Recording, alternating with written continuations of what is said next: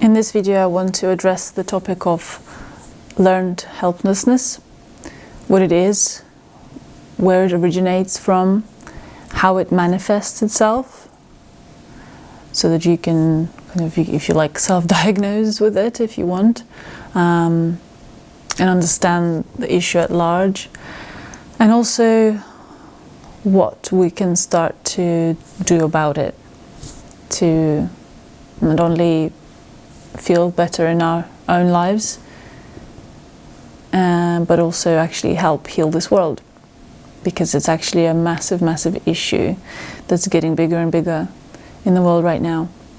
So let's start with what helplessness means. Helplessness is a state whereby a person, an individual, or a group of people feel an inability to protect their needs, protect their boundaries, meet their needs, use their voice, stand up for themselves. To give you a direct definition from Google, helplessness is a state of perceived inability to influence one's circumstances, leading to feelings of powerlessness and inaction even when change is possible. It stems from the belief that efforts to improve a bad situation will not yield the desired outcomes. Helplessness can be experienced in specific situations or become a more general disposition known as learned helplessness, characterized by a lack of motivation, withdrawal, and depression. Sounds just like the state that most people live in the world today. Something that I want to start with is, obviously now that we've established what helplessness is, something that in that definition I want to delve a little bit deeper in right in this moment is the word perceived. Perceived inability. That kind of insinuates that a person actually has the ability but does not act on it. Why does that happen? Well, a lot of people within the mental health space attribute that to a mentality, and people go to therapies, talk therapies, trying to resolve their mentality around how powerless and helpless they feel. I'm a somatic practitioner. I work with the deeper roots of symptoms rather than trying to talk people out of their symptoms or trying to manage their symptoms willfully. I go straight to the root, to where the problem lies, which is the nervous system and the imprints in the body.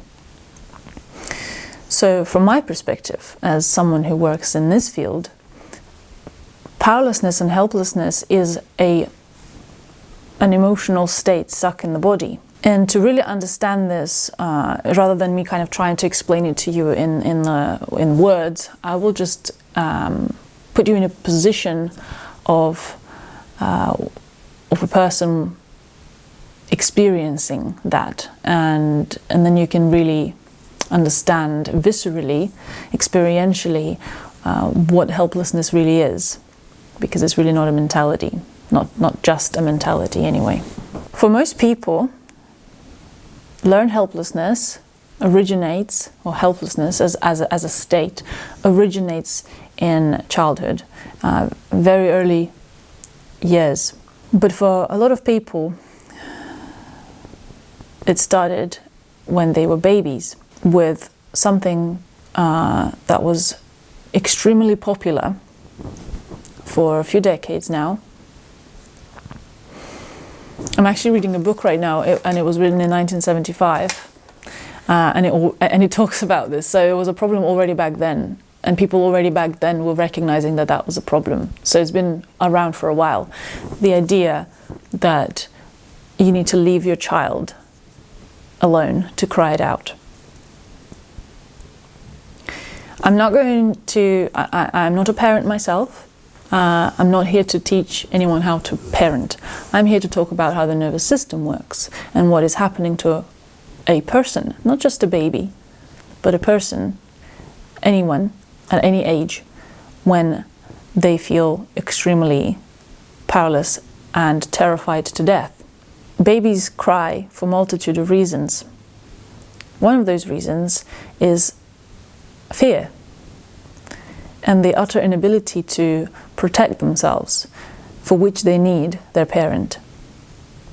And when a baby is experiencing terror for any reason, or for any other reason, as a matter of fact, if they're crying because they're in pain, if they're crying because they're hungry, if they're crying because they're in discomfort, they're too cold, they're too hot, something is itching their body, and they have no comprehension of what's going on, what it is that is not right, what they feel is not right, they will start to cry to attract a parent or somebody who's bigger than them and more capable to attract their attention, so that that person can come to them and resolve their pain, whatever that pain is, actual physical pain or pain of discomfort or fear. The only tool a baby has is their voice and the ability to cry for help.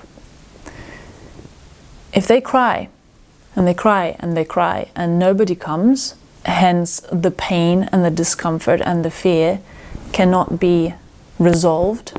It's like being in a straitjacket. There's nothing you can do about that. You cannot escape. I know that these are quite graphic descriptions that I'm giving. The purpose of me doing that is because there's no amount of words I can produce to describe the experience of powerlessness and helplessness as much as experiencing the thing itself can do. You can understand what I'm talking about a lot more if you can viscerally feel it as I describe it. That's what a baby experiences when they're left to cry it out. Every single time. You know, when they calm down, they don't calm down, they go into shutdown, into freeze.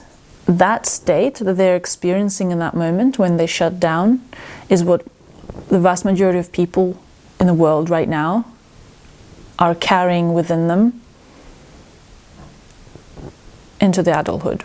The term learned helplessness simply means that over time, when you cry and you cry, or as an older child, you try to assert boundaries, you try to say no, you try to get angry, you try to do something, meet your need in a specific way, and it doesn't get met and your boundaries keep getting crossed. You learn as a result of that repetition that no matter what you do, no matter how much you ask, how much you cry, how much you say no, how much whatever, it does not work because people still overstep your boundaries.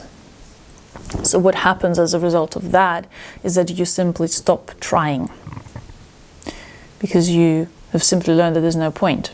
It has extremely detrimental effects on a person's not only mental health but physical health as well.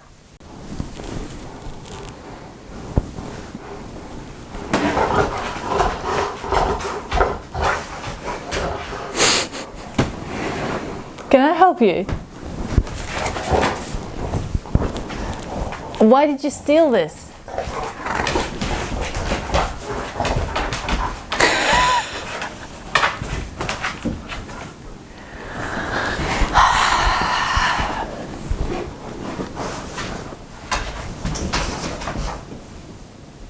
Leo, really?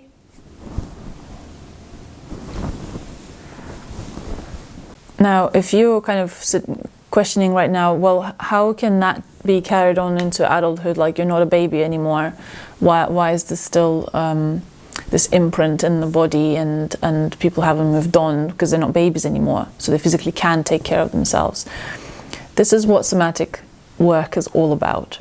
There has actually been studies. I have just reshared it recently on my Facebook. I'll try and link it down below, about the fact that it's now scientifically proven that the person's nervous system as a child is still in their body as an adult. The imprints and the way that your nervous system has developed in your developmental years is the same in your adult body. The thing that I like to explain to people is, like, you can imagine when you are you can take any age, but let's just say when you're 7 years old and you are having your 8th birthday, the 7-year-old does not die and then like this 8-year-old gets re-emerged, like, you know, caterpillar dies and the butterfly gets reborn. Like, that doesn't happen. It's just simply a new day. Like, birthday is just another day, and you just accumulate more and more days on top of whatever you had before. But whatever you had before does not go anywhere. It doesn't disappear, right? It's still here. Like me, when I was 5, there are literal cells and parts of my body. That's just physical as well, not talking about emotional, which is all there, and spiritual, and mental. It's still all there. And unless we actually go through specific forms of therapy to overcome and transform these imprints and these traumatic memories that the body's carrying, they will be there forever. Some things are so deeply imprinted that they will probably be there forever, regardless of how much therapy you do, but you can improve the symptoms and you can improve your quality of life as a result of therapy. So that's what learned helplessness is. You go through enough experiences in your childhood that let you know that no matter what you do, in a specific circumstance, in a specific scenario, or across the board, no matter what you do to meet your needs or protect your boundaries, nothing will work, so you may as well give up. And it sounds very much like depression, right? And also a tremendous amount of anxiety. You're constantly in fear. In fact, that's what, if you have chronic anxiety, debilitating panic attacks, I mean, you have to check physiologically that, you know, your nerves are all fine, and, you know, your muscles are not trapping your nerves in the spine and things like that. And if you have panic attacks and also across your chest, it can be physically neurological. But if people have always had chronic anxiety and panic attacks and a state of depression on top of that all the time or periodically, I can almost guarantee that you had cases in your childhood, scenarios in your childhood where you've been either left to cry alone, or you've been continuously neglected, abandoned, or otherwise your boundaries have been crossed in some severe ways, and your needs not met. And for some people, that then manifested itself into dysfunctional relationships, not only with themselves and with people around them, but also with money, with the way they see life, the way they interact with life as a whole, beliefs that they hold about life. The reason this is important, and the reason why I want to share about this, and I will in just a few moments talk about what to do about this. The reason why this is so important is because my personal belief is that that is exactly the reason why the world is in the state that it is in right now. This is why the power structures are so strong, and the disparity between those who are being controlled and those who are controlling is so vastly huge. Because everyone, not just the people on the bottom, by the way, people on top. Why do you think people want control? Because they feel powerful? No. People want to feel in control and want to be in control when they feel fucking terrified. So you can imagine the state that these people are in. But the people that are being controlled, the masses, you can say, are in an extreme way, live in a powerless state, day in and day out. And when terrible things happen in the world, as they're happening right now, across the board, what we hear a lot is people say, well, what can I do? I'm just one person. What can I do? right? And with all the news that people are watching, and on top of that belief of I'm just one person, what can I do? Nothing I do will ever do anything to improve the situation. That puts you into that state of powerlessness yet again. And you feel just like a baby who's crying and asking for safety, and nobody's coming. Or a child that's saying no and the boundaries are still being crossed. It's the same feeling. Just the circumstances changed and you're a different size. You're not this small anymore, but you feel the same. And why all of this is important to me is because, number one, I've lived through all of that. I have built tools to continue working through that, and I am in a much, much better place. And I know how to not get stuck in that powerlessness anymore. Because I'm still human, and I'm still affected by the news that I see online and the uncertainty of the world at the moment. I still get affected by it. The key is to not get stuck in it. Because if I know if I allow myself to get stuck in it, if I don't use the tools to continue improving my health and feeling into my power, the powerlessness will grow into depression, and then there's like, you know, I'm going to have to do a lot more work to get out of that. So I'm doing preventative measures now.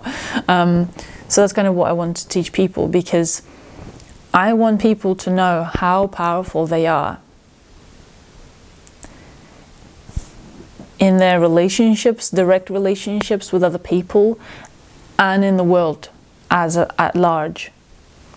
The power structures that we are under are a house of cards. The thumb that you feel you might feel you're under, it's not a thumb. There's no actual pressure on top of you. It's, in that sense, it is perceived, because your imprints of that powerlessness are easy to play on. When you already feel powerless, and then somebody who is perceived to be an authority comes in and puts a little bit of pressure on you, it feels even more powerless. So that's why we need to come out of that state of powerlessness. And it's not mindset work. I mean, some of it might help, just to understand that it is all just a house of cards, and if enough people woke up to that understanding, then there would be no power structures. But you know, that's like trying to jump ahead too many steps. First step is to really empower yourself, but not from the mindset place, not in a kind of I'm going to do these affirmations like, oh, I'm powerful even though I feel absolutely tiny. That's never going to work. You're just lying to yourself. We don't want to do that. We want to change the feeling. We want to be able to come out of the feeling of powerlessness, because that is the driver of the state. What's the phrase my trainer said? Emotion becomes a state, and the state becomes a trait. So the emotion of fear and the emotion of anger that could not come out, because that's all that is, that emotion turned into a state of powerlessness. And the state of powerlessness, when you become an adult, turns into all kinds of traits. For example, a trait of a depressed person, or a trait of a sadistic person.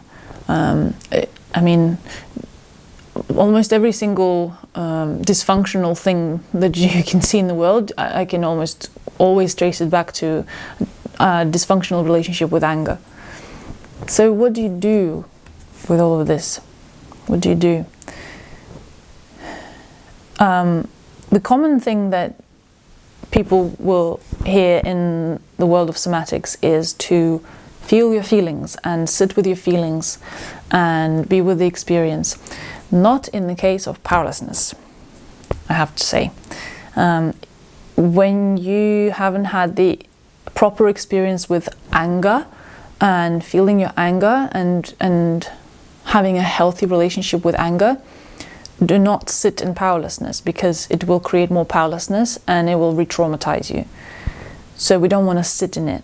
The antidote to powerlessness is starting to gain control. For a lot of people as adults, powerlessness physically is experienced as a shutdown. So usually the pattern is there's a need that's not being met. It could be just a simple need for safety. It could be other needs. And the natural reaction to unmet needs in any human being, the natural reaction should be anger. Not aggression, not rage. That's extremities of suppressed anger. Anger in itself is like, if I say to you, if you say something to me and I say no, that's anger. that's literally what anger is. It's like, no, you cannot do that to me. Actually, no, thank you. I don't want to. No, I'm all right, thanks. That's fine. I'm okay. Like that. It doesn't look like anger, right? But that's what anger is in a healthy state. I know, it's a shocker. It was for me as well for years. Natural reaction to unmet needs is that. Please, I need this done, or I'm going to go and do that because that's what I need, or right. So you meet a need. When you have powerlessness and certain needs are not being met, either by other people or by yourself or by a circumstance, it doesn't matter how it comes about. For a person who has learned helplessness, the anger won't be triggered appropriately. What will happen is they will either start to become aggressive and kind of like people who have anger issues, like that's what that is. It's a kind of a displaced anger, because there's no relationship with it, and it's almost like you already anticipate that the need won't be met, and so the healthy anger turns into aggression straight away. So I think that will be a topic for another video. I want to talk about the helplessness that comes with a shutdown. So you should feel the anger, but what actually happens is your whole body starts to feel heavy, your legs feel like lead, and you can start to feel sad, and your sort of breathing becomes shallow or like frozen entirely. Everything collapses, everything is like and just like grips. And then in more extreme cases, you can start getting lightheaded, and you can start getting panic attacks, extreme anxiety, breathing going all weird, maybe not having enough breath to take, and feeling completely immobilized physically. That is a natural, in fact, that is a healthy, natural response to danger when you're unable to run or fight. You freeze. You pretend to be dead, essentially. That's what's happening in your animal body. Because we're animals, remember that. Physiologically. What do you do when that happens? Well, number one is awareness. So what I've just shared with you is already step number one. You becoming aware that in that moment, this is what's happening to you. If this is the first time you've heard of this and you have never being able to identify these things, then when you will go into that state again, you will most likely not be able to, in the moment of it happening, recognize it as oh yeah, this is what I'm experiencing. That comes in time. When you're kind of a beginner at this, you will only hopefully recognize this afterwards.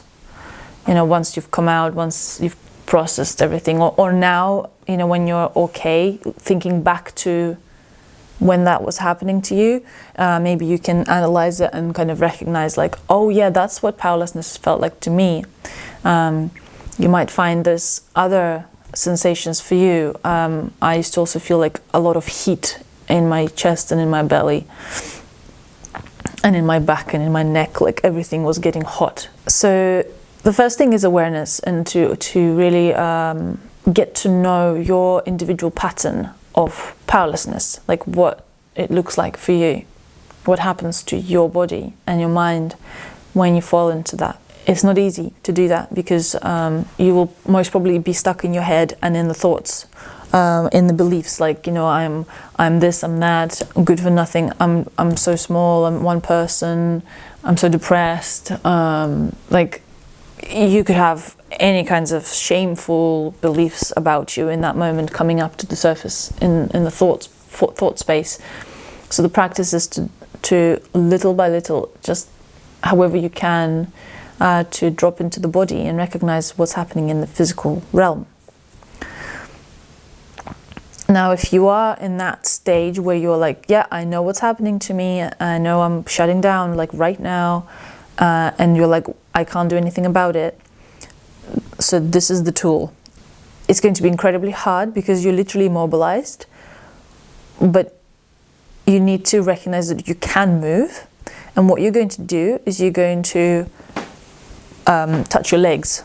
You're going to squeeze your legs with your hands, like your thighs, almost like massaging them. Or if that's too much, you just can start by pressing into your legs with your hands. So you're like doing this. Okay, I think you can see a little bit. So like imagine this in my legs. I mean, my legs are just down here, but you're just gonna like press into your legs like that. And you're gonna start a little bit at a time.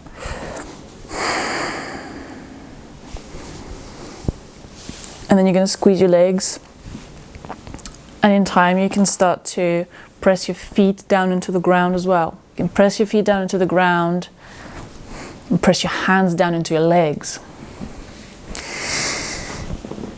This does a few things. So for a lot of people, when they fall into a powerless state, the legs become numb because, as I said, you cannot fight and you cannot run. That means all of this becomes almost like numb, immobilized, and all of your legs become immobilized. So to get out of it, we need to physically start to move. You don't need to think about anything. You don't need to try and think your way out of anything. You can even still continue ruminating those thoughts and just gently turning on your hands, squeezing, pressing into your legs. That's going to start turning on all of these muscles. And all of these muscles is where our anger sits, okay? All our unprocessed anger. So by doing that, you are activating the anger. The anger is what is going to move you out of powerless state.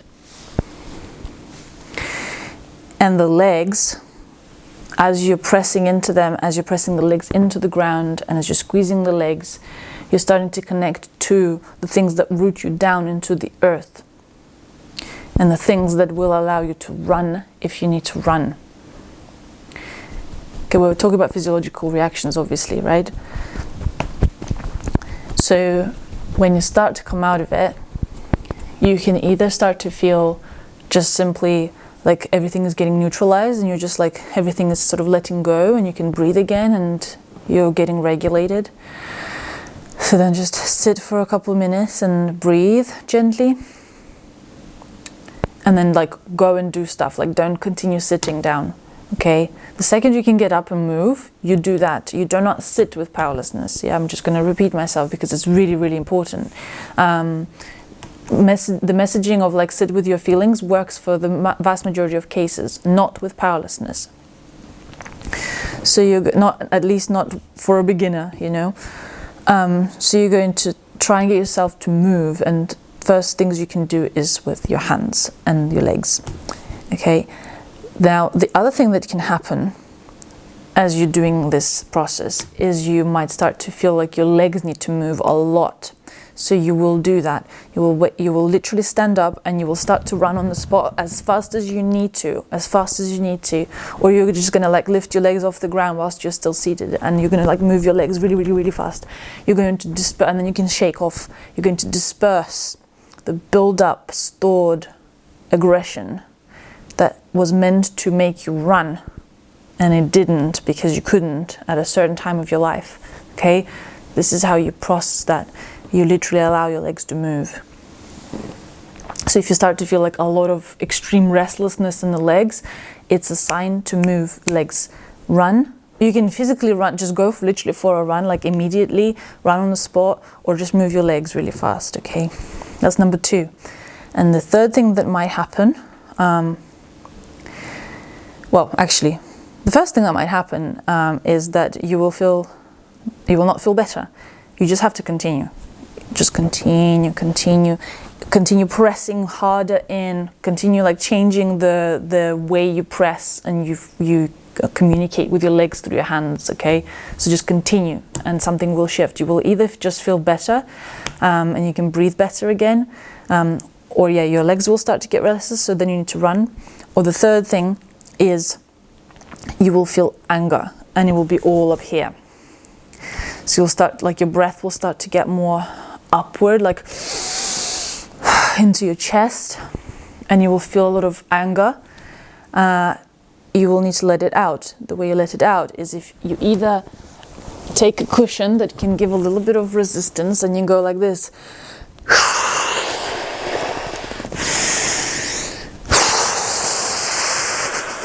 Scrunch your face. You're fucking angry. Or you're going to go to a wall, and you're going to press into a wall, because the wall will help you. It will provide the resistance that your muscles need to release anger. You can release it into the wall. You're not punching a wall. You're not punching anything. You are pressing, because it will give your muscles infinite amount of control to do this.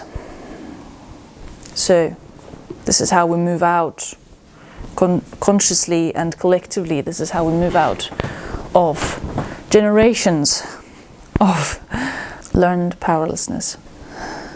And of course, again, after any of those things, you breathe, you take your time, you look around the room or wherever you are, you look down at your body. Looking down at your body is really grounding. And go do something physically. Don't continue sitting. And get off your phone. That will help a lot as well. So there you go. This is a crash course, you can call it, into working through a state of learned helplessness. Because as I'll remind it again, it's a state that your nervous system is in. It's not a mentality that you need to change. Yes, that can help.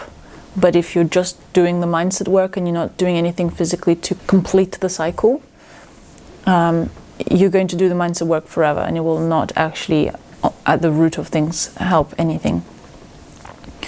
So I hope this was helpful. If you feel really scared to do this on your own, if you've tried and something's not working, obviously I hold one-on-one sessions for people doing this kind of work and more, helping people to work through their trauma, through their somatic imprints that are creating, symptoms in their life that are dysregulated and dysregulating for both themselves, their relationships, and the life they want to live.